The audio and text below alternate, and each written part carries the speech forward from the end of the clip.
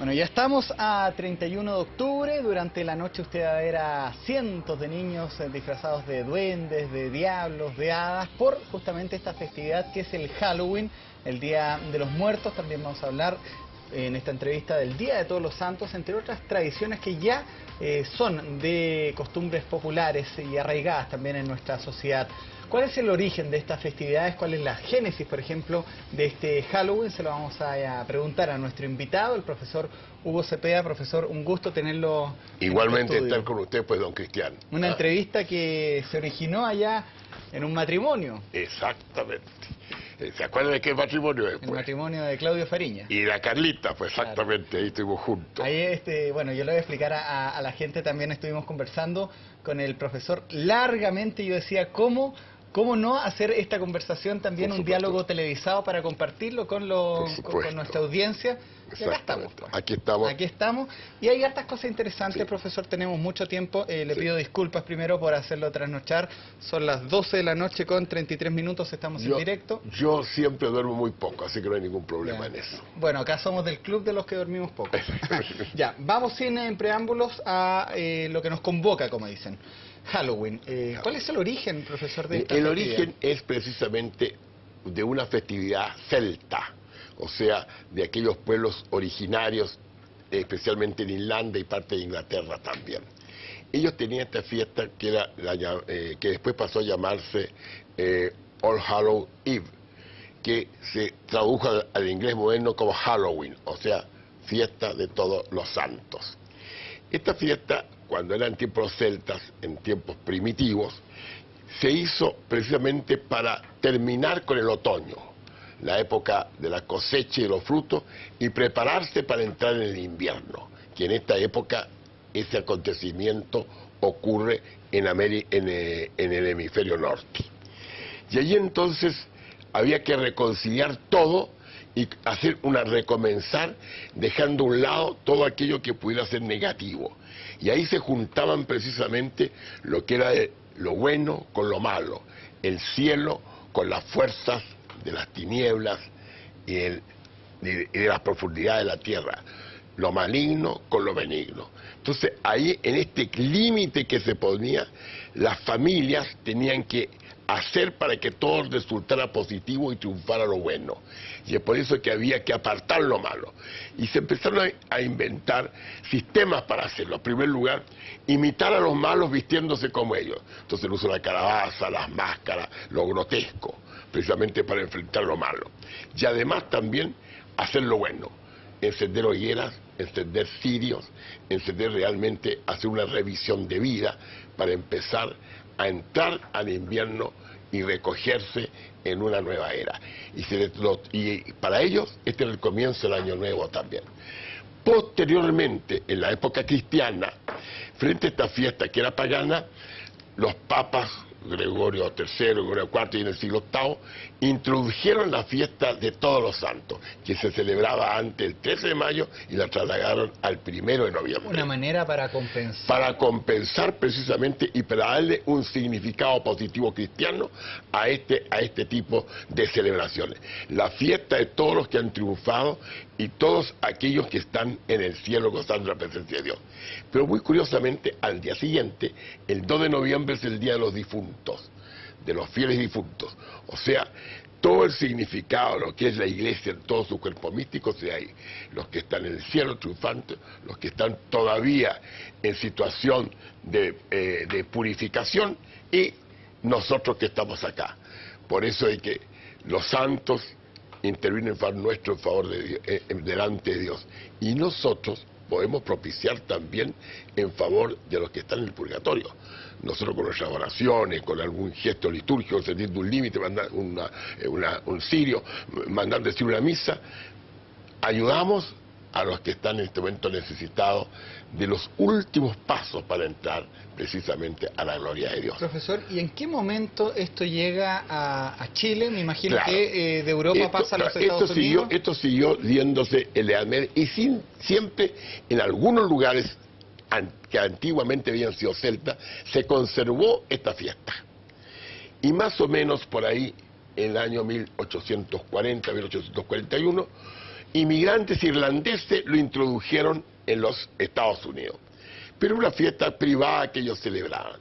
Hasta el año más o menos, hasta el año 1921, en que esto se masificó.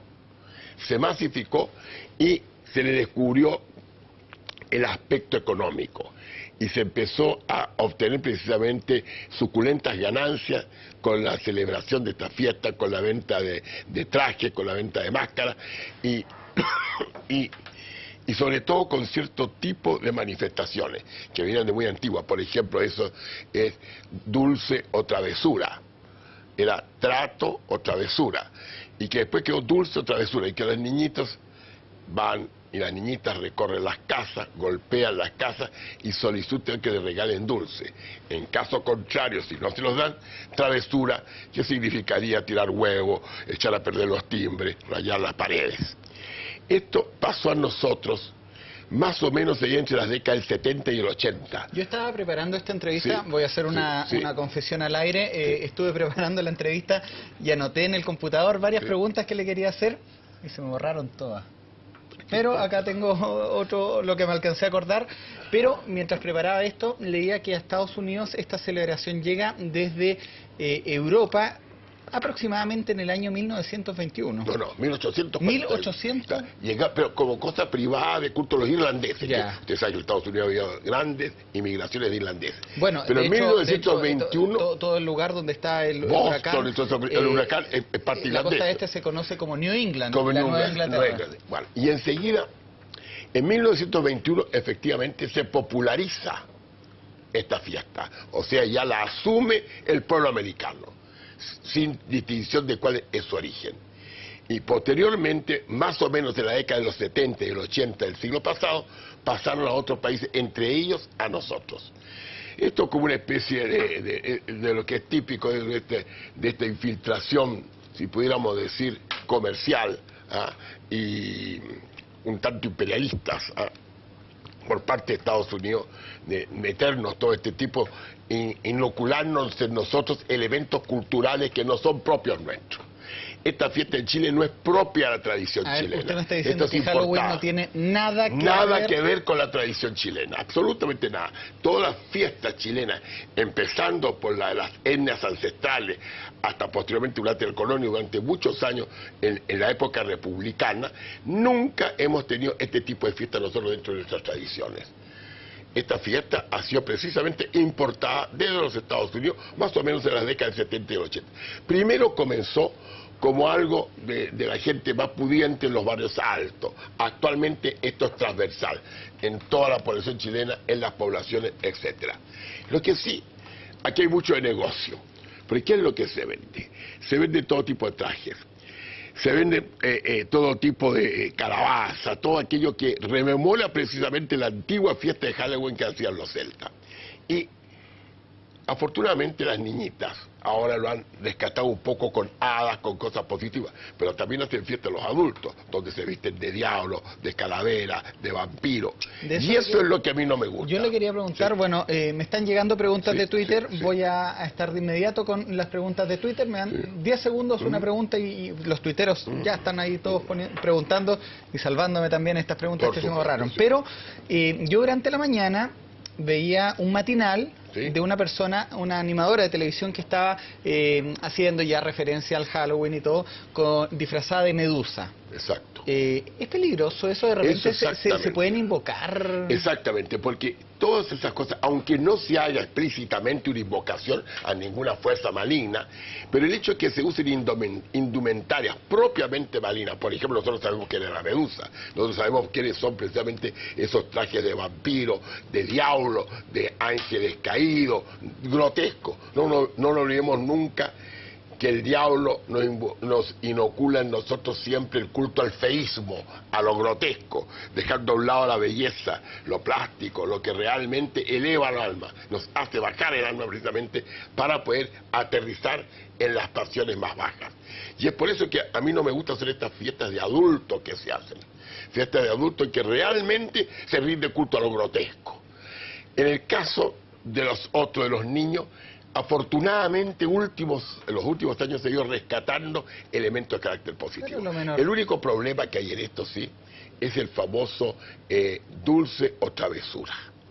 Piden dulce, sino una travesura. Entonces, cuando no le dan dulce o no le dan algún regalo, simplemente pueden rayar la casa, pintarla, pueden además romper los timbres, quebrar vidrio. Y eso a veces provoca indignación por parte de los dueños de casa y se producen ciertos incidentes que hay que después lamentar. ¿Le han pedido algún dulce o travesura? Me imagino algún niño de 6 años que toca el timbre y aparece usted. Sí. Yo lo hago, sí.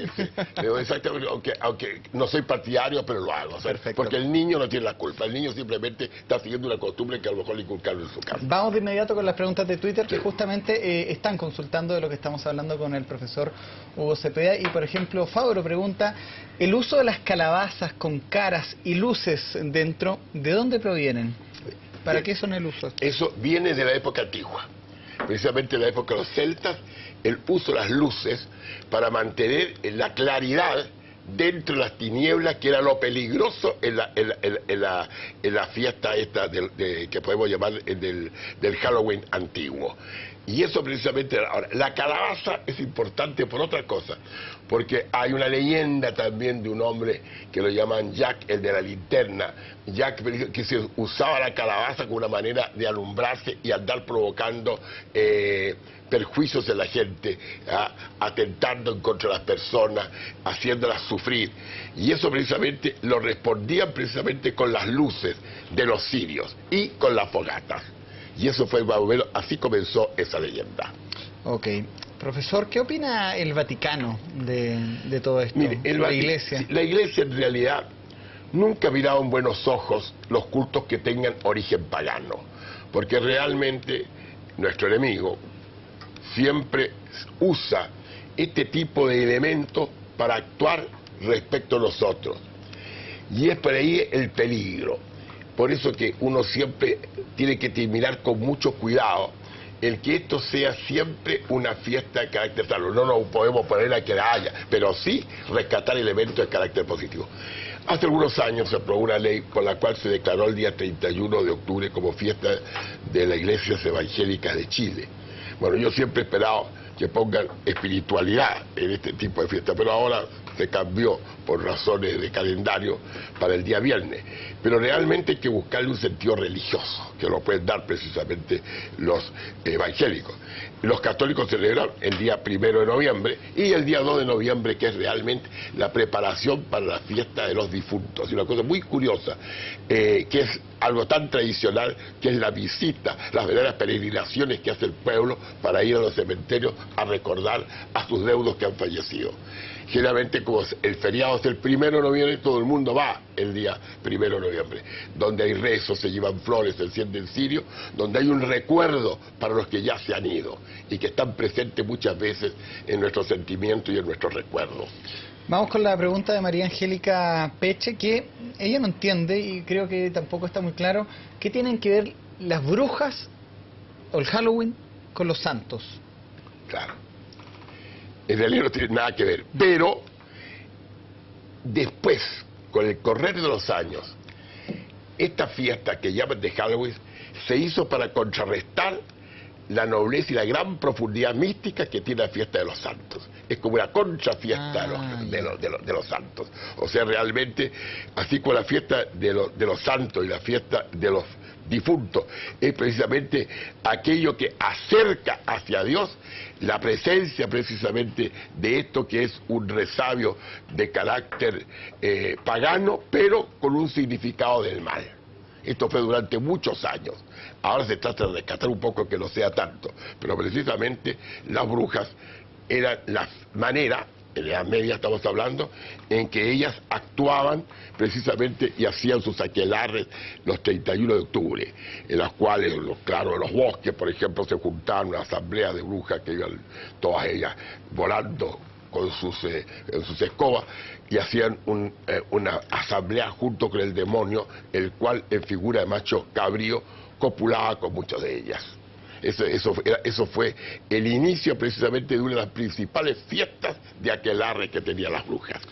Bueno, acá Isabela ¿Sí? de Europa nos dice, y hace una explicación, dice, ¿existe alguna manera de erradicar esta celebración de Chile?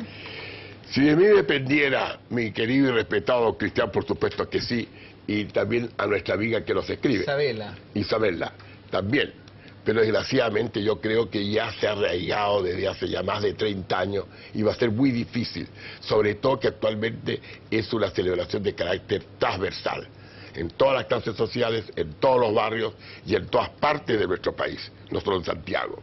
Lo que sí se puede hacer es tratar de rescatar cosas positivas, en lugar de brujas, en lugar de disfrazarse de brujas. El vaso medio lleno. No, disfrazarse de hadas. En el fondo, tratar de encontrar la parte de pureza en esto, que en algunas partes se está haciendo con los niños chicos. Si esto se hace, no digo que sea toda la solución, para mí no es el ideal que no se celebrara nada, pero sin embargo, ya que se celebra, que se haga en la mejor forma posible. Profesor Richard Uvilla, Sí. Vamos a poner esta pregunta también en pantalla, le pregunta Richard Uvilla al profesor CPA, ¿efectivamente se reúnen en esta fecha sectas satánicas? ¿Hay un umbral que se abre? ¿Hay una fecha especial?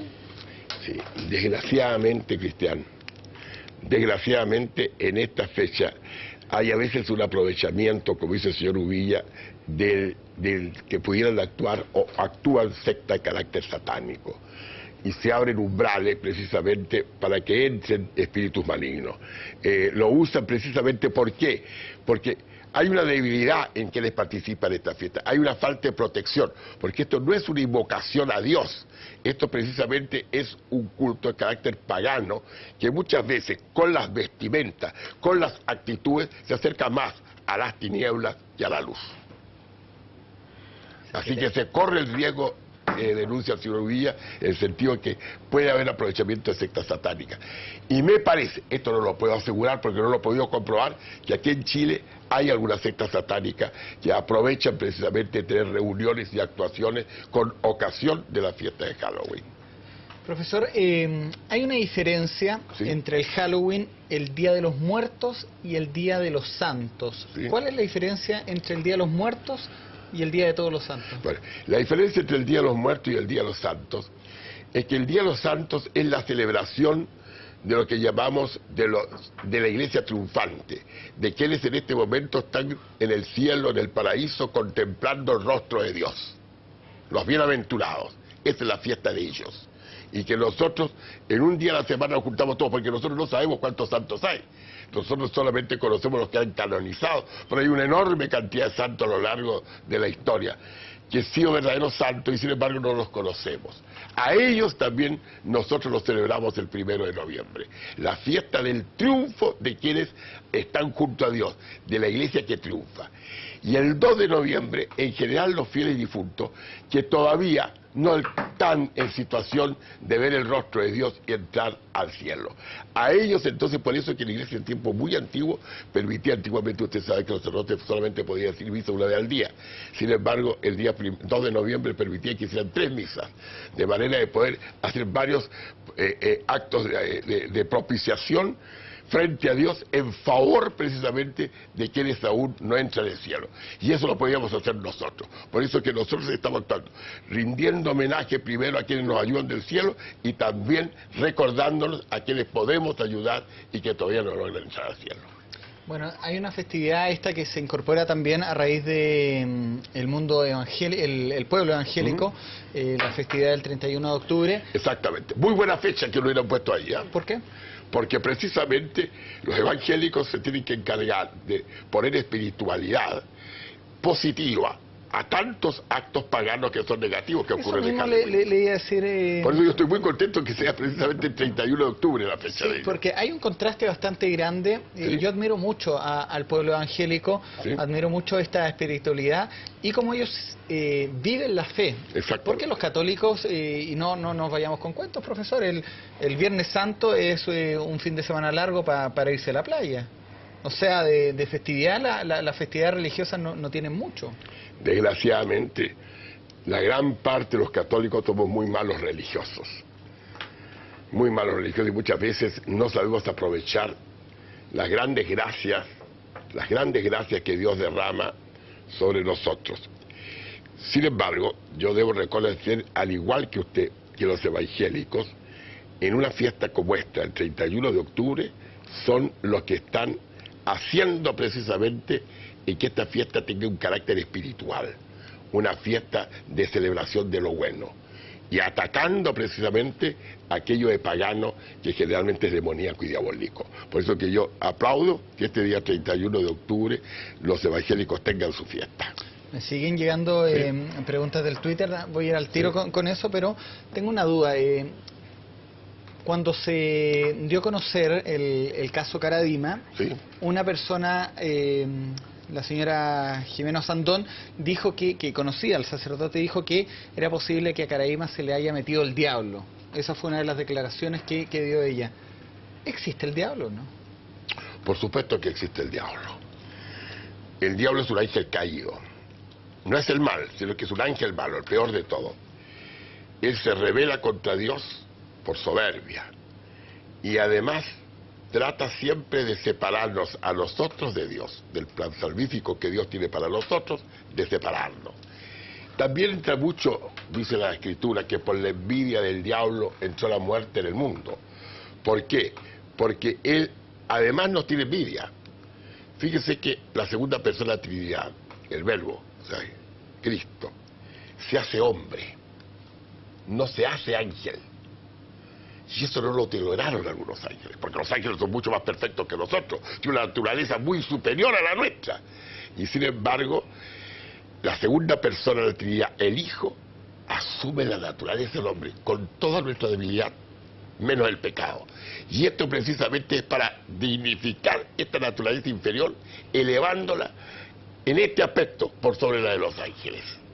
Entonces esto provocó envidia, provocó molestia y además una soberbia en hombre. Porque un ángel es tan perfecto, es tan grandioso, un ángel es tan esplendoroso que nosotros vemos un ángel tal como es, antes de 5 minutos morimos. Entonces, ¿qué es lo que pasa? Que a ver, ¿cómo eso? Claro. Entiendo que usted... Pero yo voy a decir una cosa, fíjese que un ángel, ¿qué es un ángel? Es un ente espiritual, no tiene materia. O sea, ¿usted cree que existen los ángeles? Claro, pero ¿qué ocurre? Que un ángel es único en cada especie. Cada ángel es una especie distinta a la de otro ángel. No como nosotros, que somos individuos pertenecientes a una especie que es la humana. Entonces, ¿qué pasa? De que en realidad un ángel, teóricamente, hagamos una analogía, equivaldría a lo que es toda la humanidad. Y son miríades de los ángeles. Entonces, unos se separaron por esta situación. Se consideran tan perfectos que dijeron a Dios, no lo necesitamos. Somos nosotros tan perfectos. Entonces, tratan siempre de actuar, como no pueden actuar en contra de Dios, tratan de actuar en contra nuestra. Y a veces con éxito, a través de las tentaciones, o a través de posesiones, o a través de siempre estar confabulando con mentira, con insidia, con chuecura, tratando siempre de destruir esta amistad del hombre con Dios. Y es por eso de que el diablo está siempre, como dice el apóstol San Pedro, el diablo como león rugiente ronda buscando a quien devorar. Resistir firmes en la fe. O sea, primeramente nosotros tenemos que estar en un estado de defensa frente a las acciones diabólicas. Además, tengo entendido que la mejor estrategia del diablo es hacernos creer que él no existe. Bueno, lo dijo un gran poeta francés, lo ha dicho varias personas, efectivamente. Dicen que la mejor treta que el diablo ha inventado últimamente es convencernos de que no existe. Claro, ¿por qué razón? Porque nosotros negamos la existencia del diablo.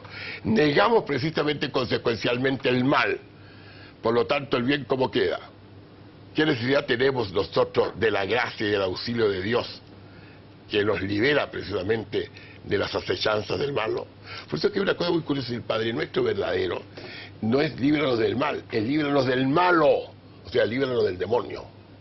Así debería ser el Padre Nuestro, así originalmente, pues se cambió un poco después. ¿Y puede ser que el diablo esté actuando, profesor Cepeda, o el mal en esta verdadera crisis institucional que tiene la Iglesia Católica con estos terribles casos de pedofilia que si bien están esparcidos ya en toda la sociedad, cuando uno informa de un sacerdote me da la impresión de que es mucho más grave tiene un carisma diferente? Exactamente, hay una cosa muy curiosa. cuando hay estos casos tristes, verdaderamente tristes por las víctimas y abyectos por los victimarios, es como más doloroso, como llegan más adentro que se ocurriera con las demás personas. Y esto precisamente, bueno, la Iglesia ha tenido tantas pruebas en 2000 años, mucho más que la de ahora. Esta es una crisis chica. Hubo un tiempo, por ejemplo, en el siglo XV, en que había 3 papas simultáneamente. Se dividieron hasta los santos, unos santos apoyaban a un papa, otro a otro. Era lo peor, que era en realidad un guirigay y una confusión enorme. Uno no sabía dónde estaba la verdad, no sabía dónde estaba el vicario de Cristo. Seguía en el siglo XVI papas de conducta escandalosa. Escandalosa. Los Borgia. Los Borgia. Pero sin embargo, misteriosamente, el Espíritu Santo escribe derecho con caracteres torcidos. Misteriosamente. Por ejemplo, son los Borgia. Si no hubiera sido por este Papa Borgia y otros papas más, ¿quiénes fueron los que lucharon por la vivificación nuestra de los indios aquí en América? Los papas. Los papas fundamentalmente, y a veces se oponían a la voluntad de los reyes. Ellos dijeron, Señor, bueno, ellos tienen derecho a ser bautizados si acaso quieren serlo. En el fondo, derecho a ser culturizados, derecho a ser cristianizados. Era para ellos lo mejor que podía ocurrir. Y en el fondo, ser respetados como personas, no ser declarados esclavos. Entonces todo eso, esa actitud la hacían ciertos papas, cuya conducta dejaba mucho que desear. ¿No se acuerda usted de, sí, Napoleón solamente? Claro. Él se coronó solo, no lo coronó el Papa. Napoleón hizo una cosa peor, metió preso a 2 papas para empezar, a Pío VI y a Pío VII. Al pobre Pío VII lo hizo ir a París, y en el lugar que, en el momento que lo iba a coronar el Papa, dicen que le arrebató la corona y se coronó él para demostrar que estaba preso el Papa. Pero eso no es nada. Secretario de Estado de Pío VII era el famoso cardenal Consalvi. Y en una discusión que tuvo con Napoleón, Napoleón dijo, mire cardenal, le dijo, no discutamos más. Es tal mi poder que si yo quisiera, en menos de 10 años, puedo hacer desaparecer a la Iglesia Católica de la faz de la tierra. Y destruir el papado y destruir la religión. ¿Y sabe lo que le contestó Consalvi? Majestad, eso nosotros hace 1900 años que estamos intentando de hacerlo y todavía no nos resulta. Es decir, o sea, diciendo los propios pecados nuestros, ni siquiera ellos logran destruir lo que es el significado de esa iglesia construida precisamente sobre la piedra. Claro, también estaba el tiempo de la iglesia inquisidora, la iglesia que quemaba a gente, los mataba, la Inquisición. En realidad hay un pequeño error, la iglesia no podía quemar. No, porque ¿No? Juana de Arco que le hicieron? No, era la autoridad del rey. Yo vi la película. La iglesia, no, si la iglesia, lo que pasa es que la iglesia se paraba y se lo entregaba a la autoridad del rey para que él dispusiera de ello. Lo que pasa es que en los estados pontificios, el soberano, el rey era el mismo papa. Y si mandaba a quemar algo era en cuanto soberano, no en cuanto jefe de la iglesia. ¿Y es verdad que se podían enjuiciar solamente a los bautizados? Solamente, pues, porque la iglesia no tiene potestad contra los no bautizados. No, solamente respecto a los bautizados, que cuando se separaban quedaban en condición de hereje y era en contra de eso que actuó la Inquisición. ¿Qué problema? La Inquisición fueron tribunales más políticos que religiosos. Los reyes lo usaron precisamente como una manera de afianzar su poder. Además hay otra cosa, las persecuciones a brujas y todo, más que la parte católica fue la parte alemana que la luterana. Y en Estados Unidos los puritanos que eran tan buenos, sin embargo, allí vimos el caso típico de la película esa, la bruja de Salem. De Salem. Exactamente, que casi sin juicio. Más que va al otro lado la Inquisición. No lo apruebo, pero al menos se hacía algún juicio. Profesor, he estado en deuda con los tuiteros, me voy a pasar un poco la entrevista, ya son las 1:01, ¿sí? Pero vamos respondiendo también a lo que nos han preguntado, porque los tuiteros se dan el tiempo de escribir y nosotros también es justo, es de justicia darnos tiempo también para responderles. Vamos con algunas de las consultas, por ejemplo, Scout Cerro Moreno dice, tenía entendido que las calabazas con la vela venían de la leyenda de Jack O'Lantern o Jack de la Linterna. ¿Es así? Jack O, Lantern.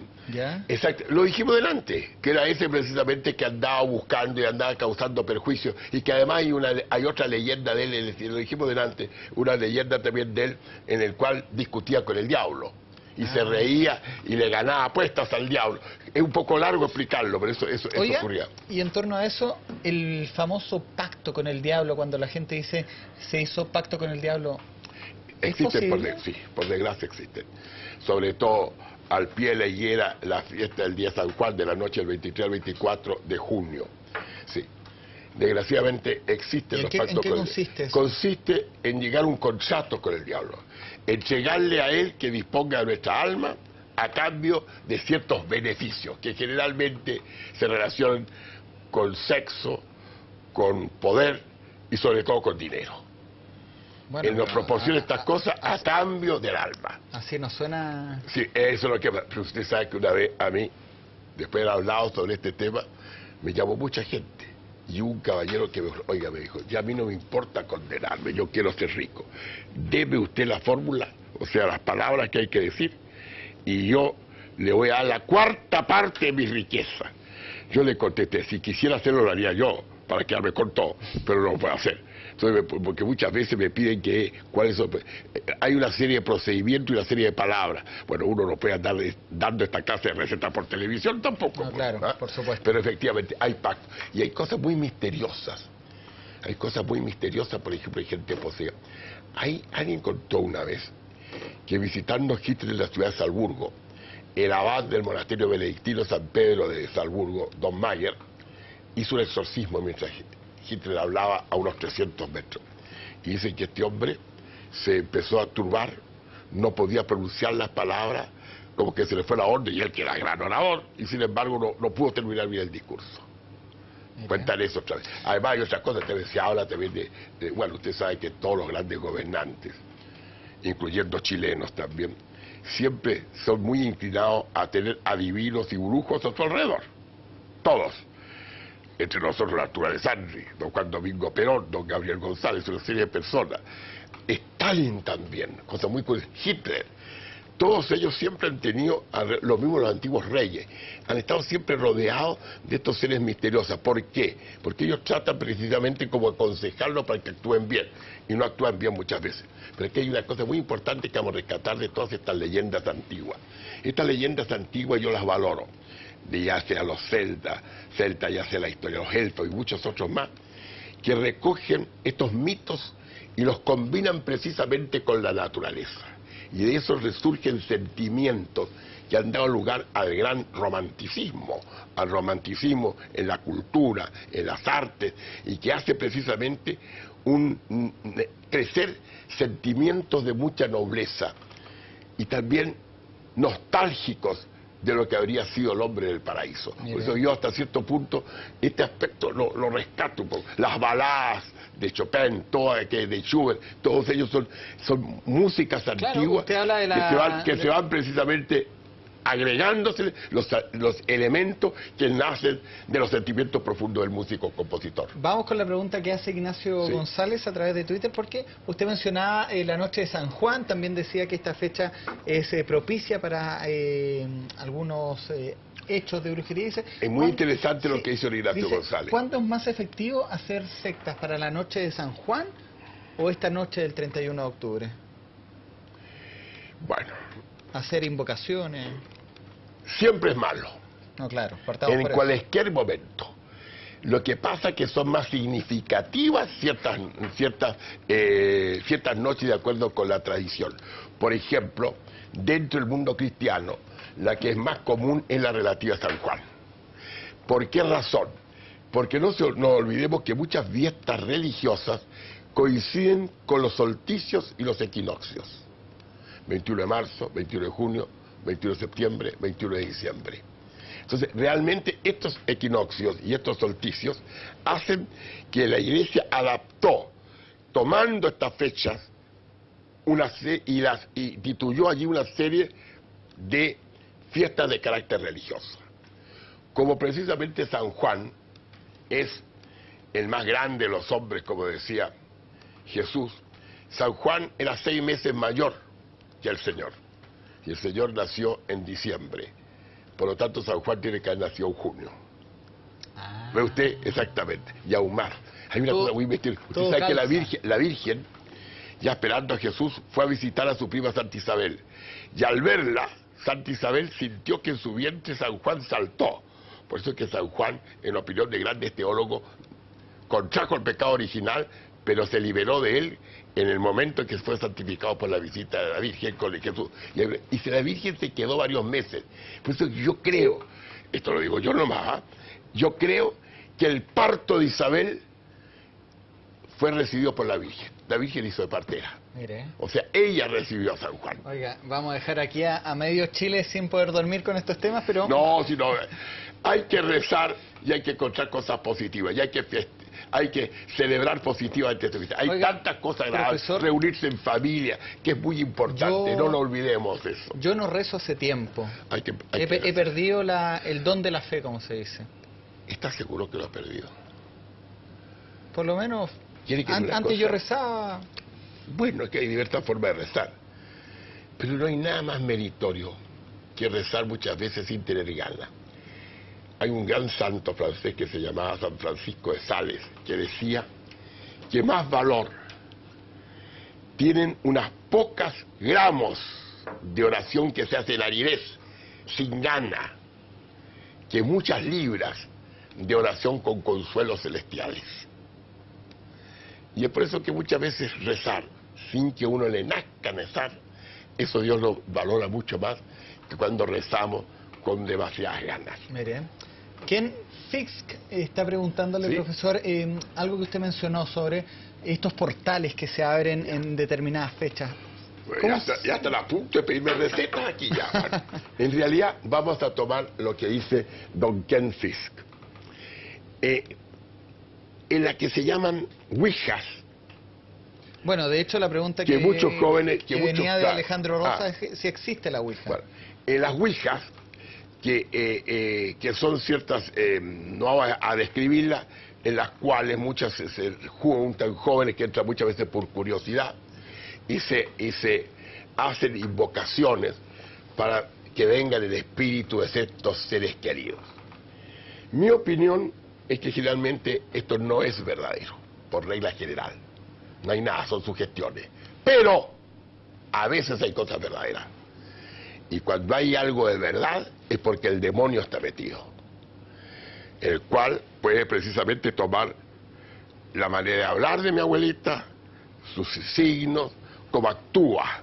Por algo alguien dijo que el diablo sabe más por viejo que por diablo, porque él tiene una experiencia de mucho tiempo. Y la gente cree que es realmente la abuelita. Por lo tanto, cuando se invocan estos espíritus, se abren portales que no sabemos quién entra, no sabemos quién se va, no sabemos quién se queda. Y es por eso que muchas veces estos jóvenes que han entrado por curiosidad a este mundo, las ouijas, terminan con asistencia psiquiátrica, o formando sectas satánicas, haciendo actos abominables, ya sea en iglesia o en cementerio. Muchas veces eso acontece, porque realmente hay como acostumbramiento a tratar estos puntos tan peligrosos sin una debida protección. ¿Y qué es lo que es la ouija? Ouija son dos palabras, una en francés y otra en alemán. Sí. Oui en francés, ya en alemán. Sí. Entonces hay varias tablas de ouija. Aquí en Chile usan normalmente la del vaso. Usted sabe que estuvo un tiempo prohibido las importaciones de la tabla y algunas letras con las cuales se habla y se ponen las manos arriba. Pero a veces hay fraudes también. Yo me recuerdo que cuando era joven siempre me echaba porque me echaba tentación de risa, pero realmente se trata de un asunto bastante serio. Por eso es que yo siempre recomiendo a los padres que tengan mucho cuidado, sobre todo cuando sus hijos están un poco faltos de afecto, cuando son demasiado introvertidos, cuando no tienen amistades amplias, cuando siempre tratan como de buscar lo que no se les entrega en el hogar. Eso son pasto muchas veces de la acción de ciertos líderes que son aquellos que encabezan y comandan las sectas, que son los peligrosos. Vamos con la siguiente pregunta que han hecho a través de el Twitter y la hace Font Calefont, que dice: ¿por qué todos conocen a Satanás y nadie conoce o invoca a Dios? ¿Y por qué Dios no nos ayuda con todo lo que nos está sucediendo? Claro, uno dice invocar al diablo y todo, Bueno, pero... exactamente. Y bueno, ahí viene una pregunta de cajón, que si eso Dios existiera, entonces no permitiría exactamente, que... es que lo que ocurre, que nosotros muchas veces cedemos a las tentaciones. Y muchas veces, porque también cuando amamos a Dios, tenemos que hacer su voluntad, lo que muchas veces no nos gustan. Por eso que muchas veces las religiones tradicionales se desprestigian, porque existen normas de conducta a los fieles. Actualmente, en esta época moderna, con la New Age y todo, uno puede tener una cierta religiosidad vaga, en que uno, en lugar, a través de la religión, a través de la espiritualidad, en lugar de buscar a Dios, se busca a uno mismo. Y esto muchas veces hace que la gente esté más preocupada de eso. Y después está de moda. Todo lo relativo al diablo está de moda. A mí me lo preguntan en todas partes. Y efectivamente la gente se olvida de que el poder de Dios es mucho más. En todo caso podemos estar tranquilos en algo. Si Dios le permitiera al diablo actuar con el poder que tiene en su calidad de ángel, el diablo es capaz de destruir la ciudad de Santiago en 10 minutos. Lo que pasa es que no se lo permite. Entonces, Dios, generalmente, eso es la gran frustración del demonio, que no puede hacer todo lo que quiere. Siempre hay una fuerza superior que es la de Dios que eso lo impide. Por eso que estemos tranquilos, que Dios siempre está preocupado de que el diablo no prevalezca. Ahora, de las cosas que el mundo está sucediendo actualmente, bueno, le echamos mucho la culpa al diablo, pero también a nosotros mismos, nuestros egoísmos, nuestra soberbia, nuestro deseo, precisamente nuestro hedonismo, de darnos cuenta que más que ser es necesario tener. Eso está muy común en nosotros, preocupados más de las cosas materiales que espirituales, y eso hace precisamente que el mundo esté en la situación un tanto caótica en que se encuentra. Yo alguna vez en mi vida leí completa la Divina Comedia de Dante Alighieri, que hace una descripción bastante poética del infierno, poética bastante dantesca para ocupar el término y el nombre del autor. Estos círculos del infierno, realmente impactante lo que habla Dante Alighieri en esta búsqueda con Beatriz, y bueno, el que quiera saber más que lo lea. Usted sabe, yo le decir la verdad, a mí más que Beatriz, ¿de quién estoy enamorado hasta el día de hoy? De la señora Sofía, no, su mujer. Bueno, de mi señora, pero además de mi señora... ¿Lo van a retar como me retan a mí? No, de Francesca de Rimini, que está condenada con su amante Paolo Malatesta en el círculo quinto del infierno. Y que ahí, enfrentar el dolor, cuando el viento los arrastra por las orillas de la caverna, golpeándolos en la piedra, en que él se emociona de tal manera que llora y se desmaya. Y ahí es cuando Francesca le dice, una frase hermosísima, le dice, tú seas bendito porque hay pietà del nostro mal perverso. Nessun dolore maggiore che ricordarti del tempo felice nella miseria. No aparecieron las letras de los subtítulos. O sea, no hay dolor mayor que recordarse el tiempo feliz en la miseria. Pero estaba junto con su amante Paolo Malatesta, el que nunca habló. Y ahí Dante se desmayó y pasó al otro círculo llevado por Virgilio. Y lo otro que a mí me conmueve profundamente es aquella frase que hace cuando entra al paraíso y mira a Dios. Entonces habla de la luz, dice: luce intelectuale piena de amore, amore de vero bien, bien de Letizia, Letizia que trascende ogni dolzura. O sea, luz intelectual plena de amor, amor de un verdadero bien que produce una alegría, y alegría que trasciende toda dulzura. Entonces realmente, y como termina dando precisamente el homenaje a la Trinidad, un libro bellísimo, a esa fuerza, el amor que mueve el sol y las estrellas. Está y ahí justamente termina. relacionado, profesor, a la pregunta que quiero hacerle. Sí. Ya voy a terminar. Ya estamos terminando poesía aquí ya. Vamos a terminar con un vinito acá. Sí. Oiga, la siguiente pregunta habla justamente de la Divina Comedia, porque la Divina Comedia está separada por el infierno, el purgatorio y el paraíso. Exacto. Y preguntan, Aquí. uno de estos portales, Daniel, dice, ¿sería el purgatorio? ¿Qué es lo que es el purgatorio? ¿Existe? ¿No Bueno, existe? mire, en realidad, según lo que declaró el Papa Juan Pablo II, el purgatorio no sería un lugar, sino que sería un estado del alma, un estado de purificación del alma. O sea, el alma ya está salvada, está solamente todavía impedida de entrar al cielo. Y efectivamente, un portal sería para contactar con con el purgatorio. En realidad el portal podría relacionarse con ello, pero la relación fundamental es la oración. Yo siempre planteo que cuando hay, por ejemplo, una aparición espontánea, no invocada, espontánea, es que puede ser un alma que necesita ayuda, necesita rezos, necesita que se acuerden de ellos. Pero cuando uno invoca, ahí está el peligro, porque uno no sabe quién va a venir, no sabe quién va a venir. Entonces ahí está precisamente el misterio. Por eso que muchas veces, en lugar de venir un alma que está en situación de purificación, en lo que llaman purgatorio, puede venir alguien que esté en las tinieblas, algún demonio. Usted habla de los demonios y hablaba de esta mujer bellísima que estaba en el quinto círculo. Francesca de Rive, todavía estoy enamorado de ella. Así es. Y nos consultan un amigo, esto es interactivo, es Sí, en directo, sí, son las por 1 de la supuesto. mañana con 17 minutos, y Cristian Enríquez dice, pregúntale al Muy buena profesor. pregunta. Sí, sí, yo he visto varias. Sí, eso es lo que... A veces Mujeres uno son cree eso. No, pero no. re diablas. No, para mí las mujeres son todas ángeles buenos nomás. Yo nunca he visto una mujer mala. Como tampoco nunca he visto una mujer fea en los años que tengo. Siempre la mujer tiene algo que es lindo. Pertenecemos al mismo club, profesor. Exactamente. Pero le vamos a contestar a don Cristian Enríquez. En realidad, la mujer, el ángel, no tiene sexo. Ya. Porque en primer lugar es un ente espiritual. Y el sexo se ha hecho para propagar la especie. Entonces, ¿qué es lo que pasa? Que nosotros somos individuos pertenecientes a la especie humana, tanto varones como mujeres. Y a través del sexo se propaga. En cambio, cada ángel, un solo ángel, es toda la especie. Ya. Por lo tanto, no puede reproducirse con un ángel de otra especie. Es imposible.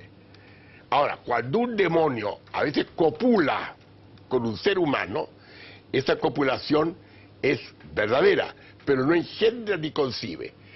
El demonio copula de dos maneras, sobre todo esto era muy común con las brujas y con los brujos. Cuando está con las brujas... Cuando usted dice copular, está hablando de una relación sexual, exactamente. Cuando tiene una relación sexual, el demonio con una bruja, con una mujer, actúa como se llama, es el incubo, cuando realiza el papel de macho. Cuando el demonio copula o tiene una relación sexual con un hombre, actúa como se llama sucubo, hace el papel de mujer. Y eso realmente es una manera, se realizan los actos sexuales, pero no tienen efectos procreativos, salvo que mañana el diablo sacara el esperma de un hombre y lo inoculara en la vagina de una mujer, pero ya eso sería otro sistema. Pero en cuanto a la propia acto sexual, los ángeles ni los demonios pueden engendrar ni concebir. Por lo tanto, no hay, los ángeles no tienen sexo. Hay una consulta también que puede parecer algo disparada, pero me gustaría hacerla porque hay un libro que habla de eso. ¿Qué relación tienen los extraterrestres con los ángeles? Hay un libro de... ¿Fue Jehová un astronauta? Claro, mire, yo personalmente no creo. Creo que es una pregunta súper válida también. Sí, porque es muy común. Hay muchas personas que creen lo que está preguntando aquí el doctor McClure. En realidad, yo no creo. Personalmente, yo no creo. Yo, sin embargo, yo acepto... ¿Cree los extraterrestres? No, yo acepto que en otros planetas de la galaxia o de otras galaxias puede haber vida inteligente. Yo no lo niego. Pueden comprobarlo cualquier día. Pero que realmente Dios sea uno de ellos, o los ángeles sean uno de ellos, no. Yo le voy a decir una cosa respecto, para probar. Mucha gente dice, pero si a Dios nosotros no vemos los ángeles tampoco, por lo tanto no existen. Fíjese que una vez discutían dos personas científicas sabias, un astrónomo que era ateo y un neurocirujano que era cristiano. Y el astrónomo dijo, yo hace 30 años que miro el cosmos con los más potentes telescopios y nunca he visto ni a Dios ni a los ángeles. ¿Qué le contestó el neurocirujano? Yo hace 30 años que abro cráneos, exploro cerebros, opero, penetro los tejidos encefálicos y nunca he visto un pensamiento. ¿Ve usted? Ahí está. La respuesta. Me dejó para adentro. Oiga, Daniela también está haciendo una consulta. Vamos a apurarnos porque ya, ahora sí que me queda poco. Ya. Me dice que en México celebran la Santa Muerte, esta cercanía que tienen los mexicanos a la muerte. ¿A qué se debe? Por una razón muy sencilla. El pueblo mexicano, al que yo admiro enormemente, yo también estuve en Cancún, es un pueblo que en materia religiosa ha tenido siempre experiencias muy profundas, tal vez las más grandiosas del mundo. Para mí el caso de la Virgen de Guadalupe, por ejemplo, que nunca he podido explicármelo completamente, representa la conjunción de lo que es precisamente las tradiciones ancestrales de las antiguas etnias mexicanas con el cristianismo. Un día vamos a conversar sobre ese tema, que es una cosa maravillosa, los ojos, el manto, etcétera, etcétera. Y además también porque es el último pueblo que como pueblo, solamente hace 80 años atrás, tuvo una persecución religiosa terrible. Fue perseguida la Iglesia Católica por el presidente Plutarco Elías Calles, quien durante 4 años provocó la muerte de miles de personas. Fue la famosa Guerra de los Cristeros, que se llama. Este parece una película muy buena que están dando, que se llama Cristiana, vayan a verla.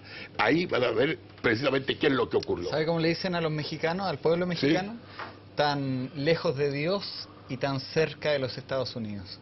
Mire, yo le decía una cosa, yo creo, mejor, casi digo una barbaridad, pero no lo voy a decir, no está lejos, está muy cerca de Dios, y por lo tanto también no, pero se lo está dicen cerca de Dios, yo está también cerca de la muerte, por eso que ellos tienen una teología de la muerte muy profunda también. Ya, vamos con la pregunta ya que vamos a comenzar a cerrar. Son muchas las consultas que nos están llegando, pero esto también nos va a dar ya la recta final de esta entrevista, que es un tema que muchos están hablando y que se va a comenzar a hablar, creo, con mayor intensidad durante los próximos días. Lo hace Karen Vergara. Un saludo para el maestro Hugo Cepeda. Dice, ¿y qué cree que va a suceder el 1 de diciembre del 2012? ¿Se habla del cambio de mentalidad? ¿Se habla Le agradezco mucho a Karen Vergara su salud y además la pregunta. En realidad vamos a ir descartando cosas. No es el fin del mundo, como se han dicho algunas personas. Tampoco van a ocurrir catástrofes que van a destruir la vida humana. Pero sí yo creo que hay un proceso que ya ha comenzado ya cerca de 15 años, por todo este avance tecnológico, comunicacional y sobre todo científico, que no sabemos cuáles son sus límites y qué es lo que se está haciendo. Eso está provocando situaciones que pueden que sean muy dañinas para nosotros. Incluso gente que ha hecho predicciones en el siglo XIX, hablan, por ejemplo, del cambio climático, hablan de la enfermedad y muerte de los vegetales y de los animales, en el caso de las abejas, muchas cosas, hablan de los deshielos, y hablan también de un cambio interpretando a los mayas. Usted sabe que se le ha escrito más de 40 libros a los mayas estos últimos 20 años, interpretando que hay un cambio de era en que, claro, en primer lugar porque termina el calendario y la cuenta larga de los mayas, y habrá otro calendario. Nosotros el 31 de diciembre cambian los calendarios, tenemos otro calendario. Mañana vamos a estar en noviembre. En noviembre. Entonces, ¿qué es lo que pasa? Que esto hace que uno siempre piense que va a haber un cambio, que ojalá sea positivo.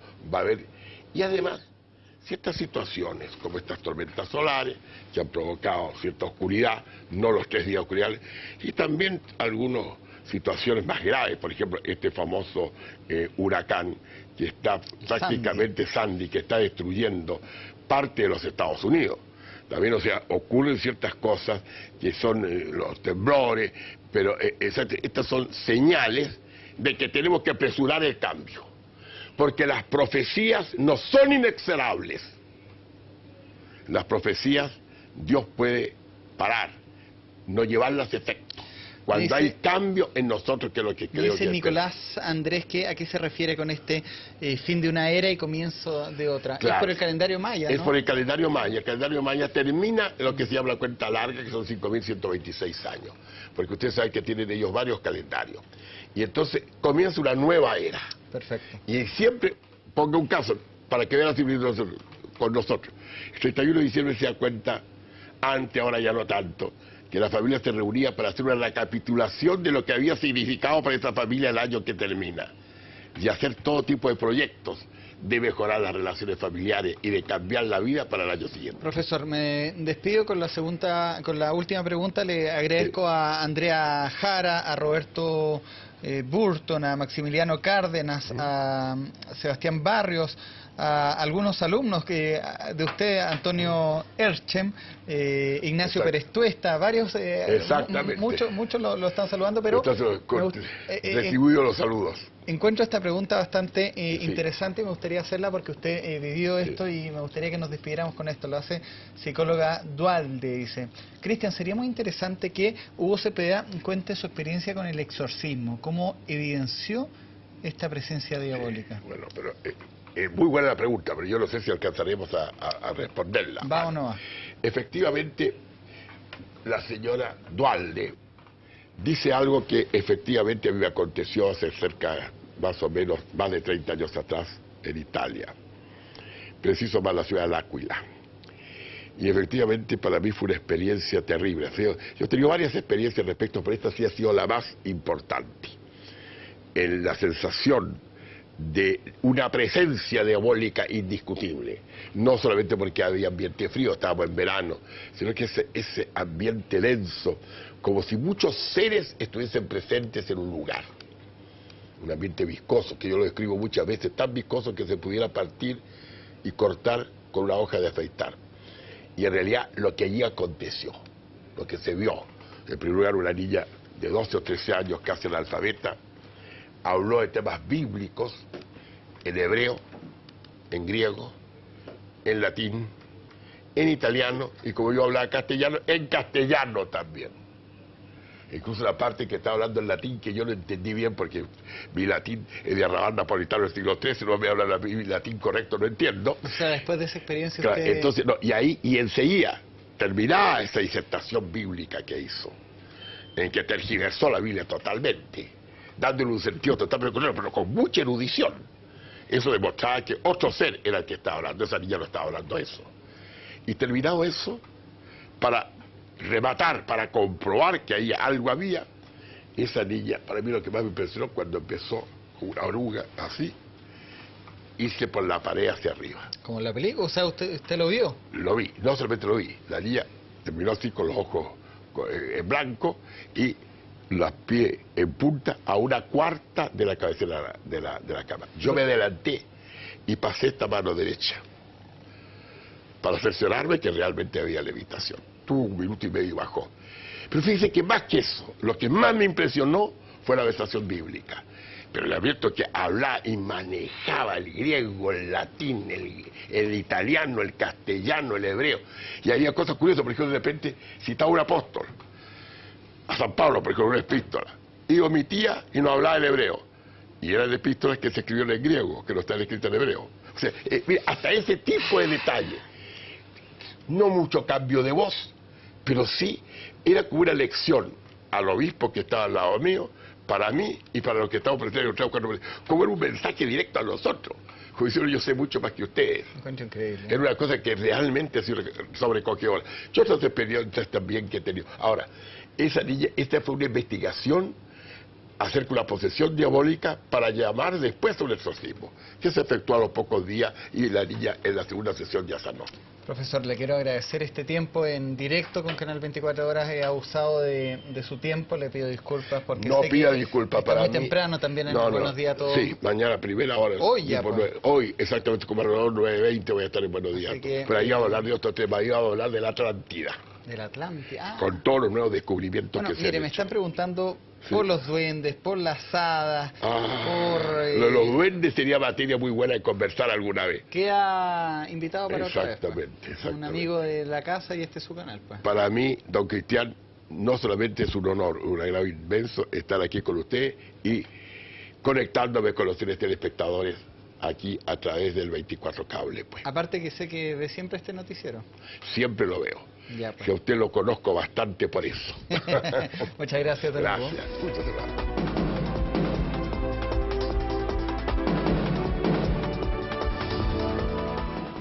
Son las 12 de la noche con 33 minutos, estamos en directo. Yo siempre duermo muy poco, así que no hay ningún problema en eso. Bueno, acá somos del club de los que dormimos poco.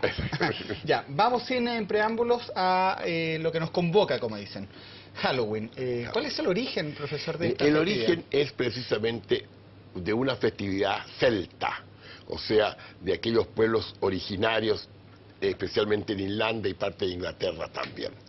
ellos tenían esta fiesta que era que después pasó a llamarse All Hallows Eve, que se tradujo al inglés moderno como Halloween, o sea, fiesta de todos los santos. Esta fiesta, cuando era en tiempos celtas, en tiempos primitivos, se hizo precisamente para terminar con el otoño, la época de la cosecha y los frutos, y prepararse para entrar en el invierno, que en esta época ese acontecimiento ocurre en el hemisferio norte.